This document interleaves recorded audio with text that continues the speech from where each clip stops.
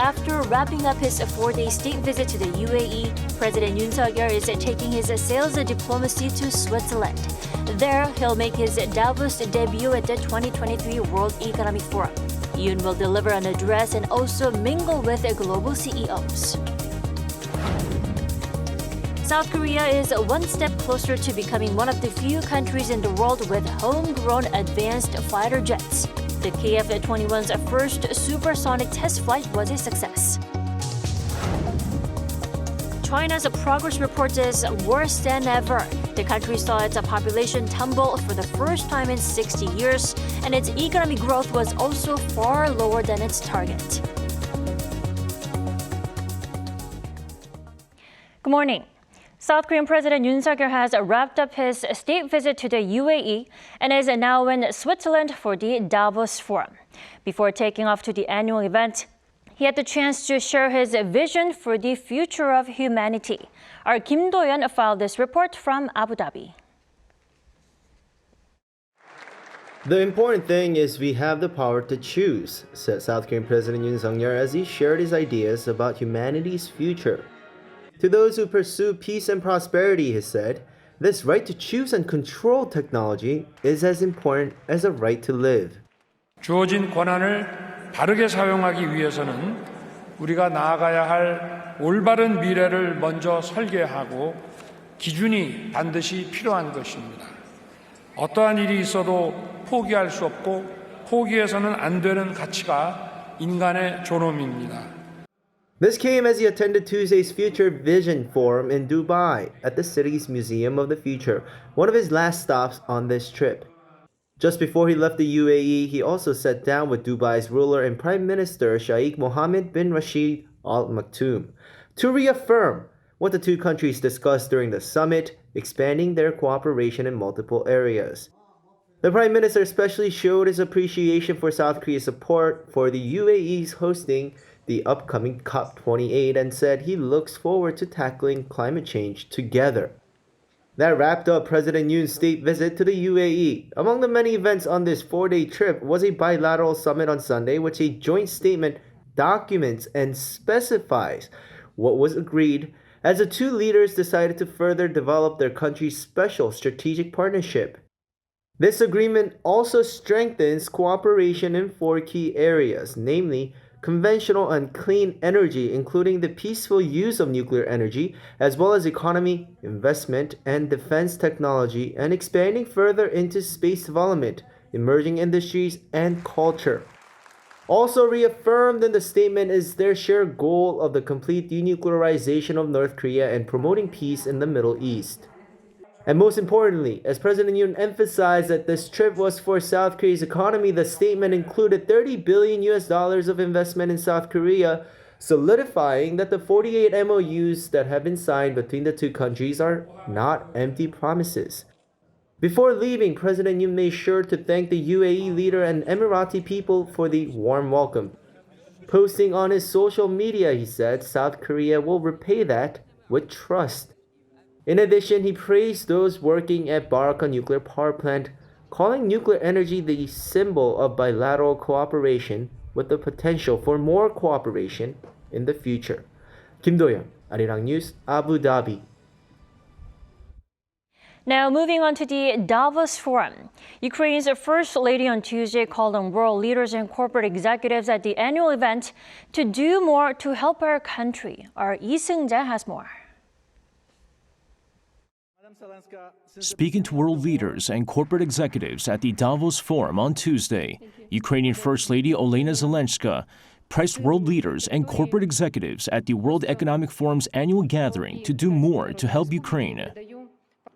The war is causing great suffering, and it is playing a decisive role in the global development of democracy. That is why great solidarity shown by democratic countries with Ukraine is crucial.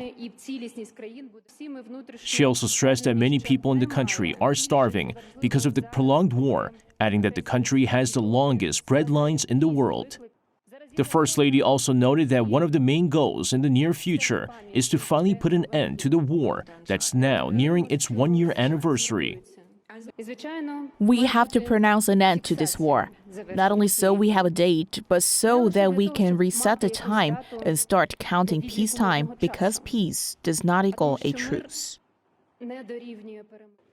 Meanwhile, during the Davos Forum on Tuesday, Andriy Yermak, the Ukrainian president's chief of staff, said more than 9,000 civilians, including 453 children, have been killed in Ukraine since the start of Russia's invasion. He says that such action against the Ukrainian people will not be forgiven and that each criminal will be held responsible.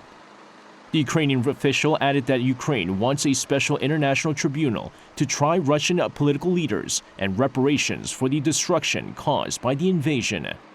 The comments come as the UN High Commissioner for Human Rights said Monday that more than 7,000 civilians had been killed in Ukraine since Russia invaded, while the true number is likely to be much higher. Lee Seung-jae, Arirang News. For the first time since 2020, the World Economic Forum has returned to its traditional January slot after the pandemic put the annual meeting on hold. But the forum this year still takes place at a critical moment, with the world facing a mounting number of challenges, including a possible global recession. For more, we turn to Professor of Economics Yan Jun-seok from the Catholic University of Korea. Welcome to the program. Hello, happy to be here. Good morning. So Davos Forum organizers released their own economic prospects for the new year. And apparently, 2/3 of 50 economists who did an in-depth interview say that they expect the global economy to slip into recession. Now, what does this say about the global economic outlook? Well, it does indicate that there's a lot of hardship ahead this year, and I think everybody's accepting that there will be very slow growth this year. The United States is continuing to raise interest rates to control their inflation, but even though inflation in the U.S. may have peaked, the job market is still strong, and the U.S. is still expected to raise the interest rate by another 50 to 75 basis points during the beginning of the year, and perhaps continue to raise the rates after. Because of the pandemic and because of the high inflation in part, most of the countries around the world do have higher debt, government debt and corporate debt, and the increasing interest rate will make the interest burden on that much more difficult. And third, China's growth rates have been falling. Previously, Chinese growth has been accounting for much of global growth, but even the IMF believes that China's growth will not be strong enough to perhaps pull the global economy forwards. But having said that, foreign press reports today seem to indicate that the mood in Davos is perhaps more optimistic than what it was when the meeting started, because in many countries, even though inflation is still high, it probably has peaked, so inflation will be falling throughout the year.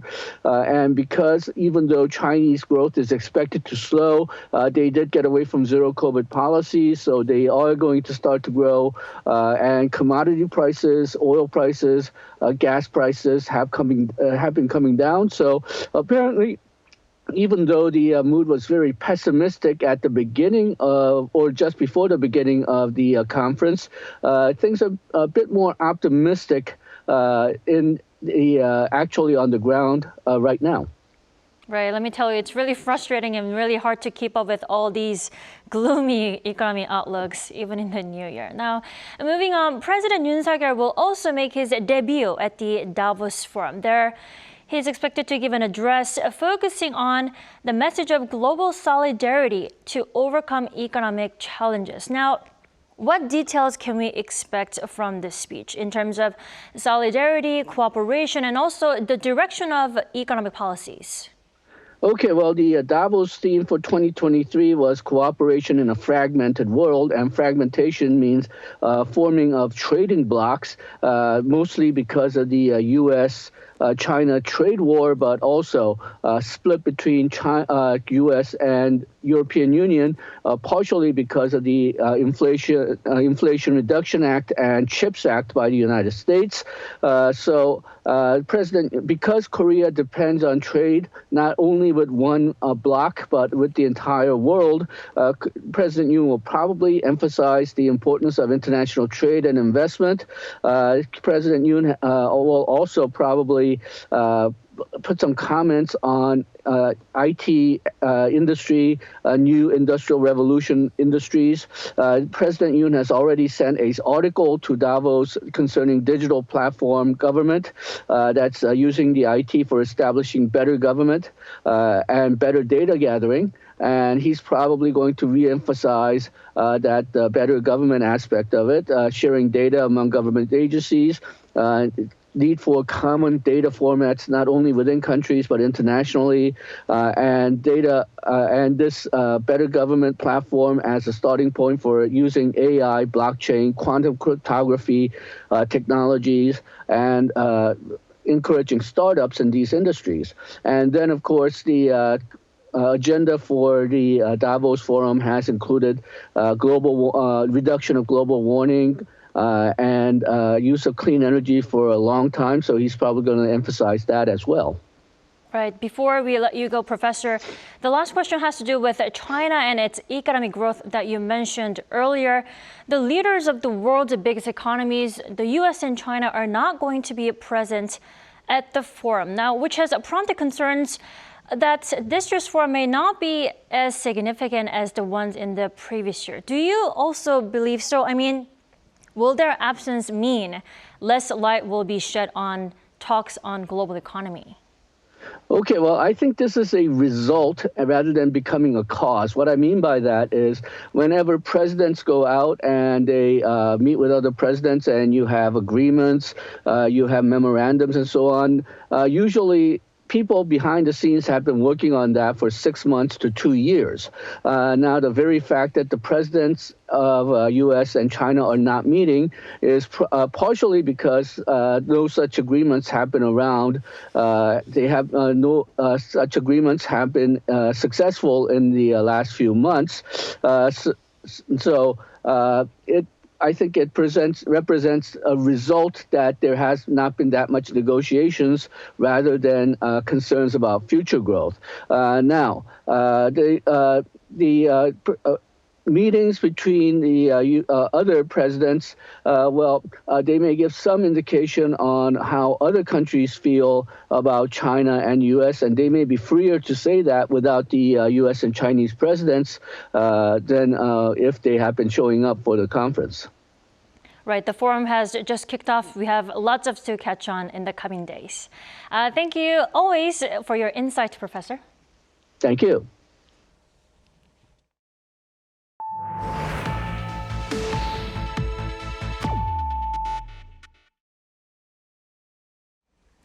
South Korea's homegrown fighter jet, the KF-21 보람에, has successfully flown faster than the speed of sound. It achieved the milestone in a test flight on Tuesday. Our defense correspondent Oh Soo-young has the latest. Just 6 months after its first test flight, the first fighter jet built independently by South Korea has gone supersonic. According to the Defense Acquisition Program Administration, the first prototype of the KF-21 보람에 aircraft surpassed the speed of sound, Mach 1, or about 1,200 kilometers per hour, for the first time on Tuesday. Taking off from Sachon Air Base, the prototype flew at an altitude of about 40,000 feet over the country's southern waters and reached the milestone speed at around 3:15 p.m. Defense officials say the successful supersonic flight confirmed the aircraft's structural stability. It was able to withstand shockwaves and unstable airflow that typically hit the body of an aircraft when it breaks through the sound barrier. The test flight also marks the first for South Korea's defense industry, as the KF-21 is the country's first fighter jet developed completely with domestic technology. Defense Minister Lee Jong-seop called the flight a historic achievement, saying it lays the foundation for a stronger military, as well as paving the way for South Korea to become a major arms exporter. Seoul has been working on the KF-21 since 2015, pouring more than $7 billion into the project. It began flight tests in July last year. Having conducted more than 80 sorties so far, developers say they will continue to increase the altitude and speed of the aircraft, as well as improve flight stability, to make the KF-21 a full-fledged supersonic fighter. The country aims to finish developing the aircraft by 2026. Yoon, Arirang News. The White House announced a set of federal programs on Tuesday that aims to help people in Asian American, Native Hawaiian, and Pacific Islander communities. The new action plans, which will have 32 different federal agencies participating, is the first ever national strategy to advance equity, justice, and opportunity for members of those communities. Among its top priorities are combating anti-Asian hate and increasing inclusion for Asian Americans, Native Hawaiians, and Pacific Islanders. The initiative will also focus on prioritizing equity through data analysis, promoting language access, and COVID-19 recovery. China's progress report is out, and it's worse than ever. The country saw its population tumble for the first time in 60 years, and its economic growth was also far lower than its target. Our Kim Hyun-sung reports. China's population has fallen for the first time in 61 years. The population shrank by about 850,000 from the previous year, according to China's National Bureau of Statistics on Tuesday. And in 2022, the birth rate dropped to a record low, fewer than 7 births per 1,000, the lowest since the founding of the People's Republic of China in 1949. China has also been seeing a shriveling working-age population. The number of people aged 16 to 59 has fallen by 50 million in just over a decade, going from a peak of 925 million in 2011 to just below 876 million in 2022. Authorities for years have been concerned about how the shrinking labor force will strain the Chinese economy, prompting policymakers to scrap the notorious one-child policy back in 2016. But it seems that move wasn't enough to turn around China's falling population. This news comes amid China's recent economic slump. China's GDP grew by 3% in 2022. It's the second weakest growth since 1976, only slightly better than the 2.4% growth seen in 2020, the first year of the pandemic. Forecasters expect growth to bounce back to a moderate 5% this year, but there are some hurdles like slowing exports that could stop China from building momentum. The foundation for the domestic economy to recover is not solid enough, and there are still quite a lot of challenges for the production and operation of companies. The world's factory and second biggest economic powerhouse, China, is struggling to get its economy moving. Kim Hyun-sung, Arirang News. On a brighter note, global tourism is expected to rebound in the new year, with international tourist arrivals possibly reaching up to 95% of pre-pandemic levels. The UN World Tourism Organization said Tuesday achieving that level of tourism will depend on the extent of the economic slowdown, the continued recovery of the travel industry in the Asia-Pacific region, and the war in Ukraine. The comments come as the latest report showed that more than 900 million tourists traveled internationally in 2020, double 2021's number, although still just 63% of pre-pandemic levels. The Middle East, meanwhile, showed the strongest relative increase as arrivals climbed to 83% of pre-pandemic numbers.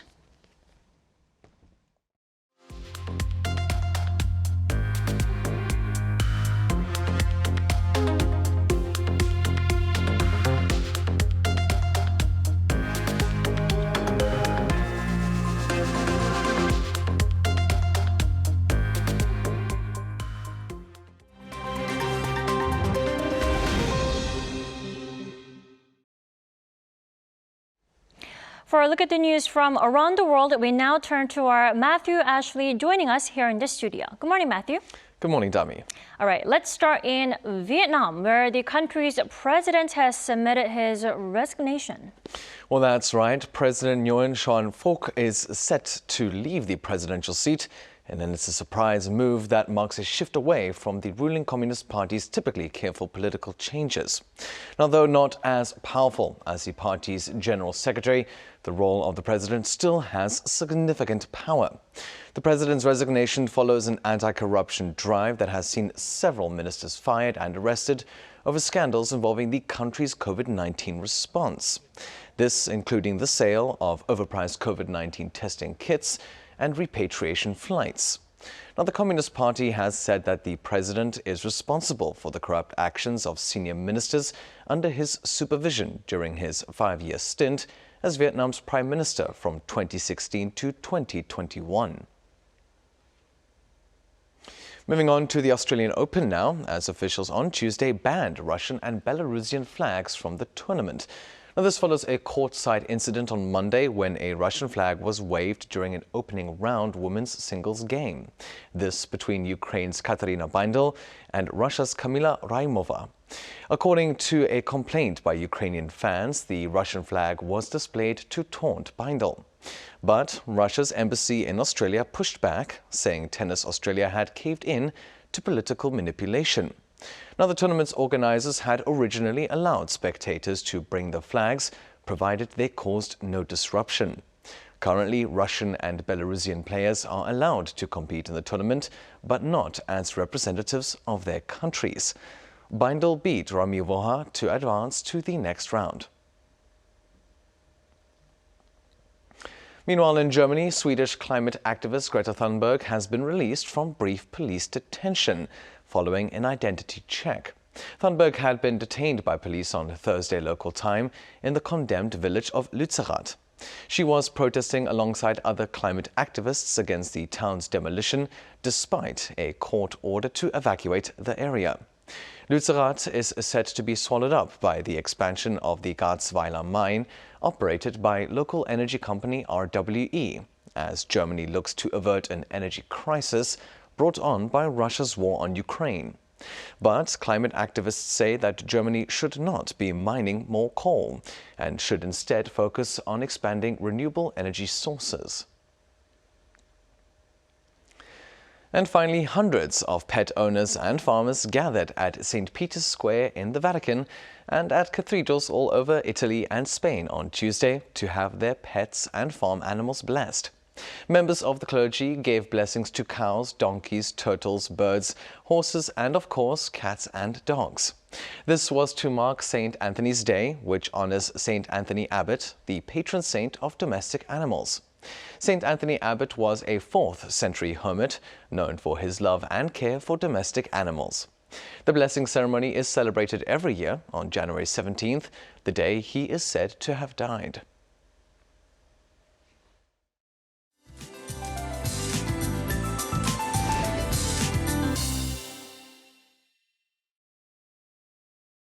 Good morning. The cold snap eases today. Morning temperatures are about 3 degrees higher than the same time yesterday here in Seoul, hovering around season norms actually all day, and winds have died down, so the chill will be bearable and stay that way through tomorrow afternoon. But have a face mask that can filter dust today, with the fine dust levels set to rise in Gyeonggi-do, Chungcheong-pukdo provinces. The rest of the western regions will see dust levels rising during the morning and tonight. Morning lows in most parts are 2 to 5 degrees higher than the same time yesterday, and daily highs will also be 1 to 4 degrees higher this afternoon. Gwangju and Daegu will be seeing a high of 5 degrees Celsius, and skies will also get brighter as the day goes on. Then we need to brace for a severe cold wave during Seollal holiday. Another system brings what's likely to be the coldest air of the season into the country, dropping as low as minus 14 degrees Celsius on the temporary holiday next Tuesday. With that in mind, here's a look at the weather conditions around the globe.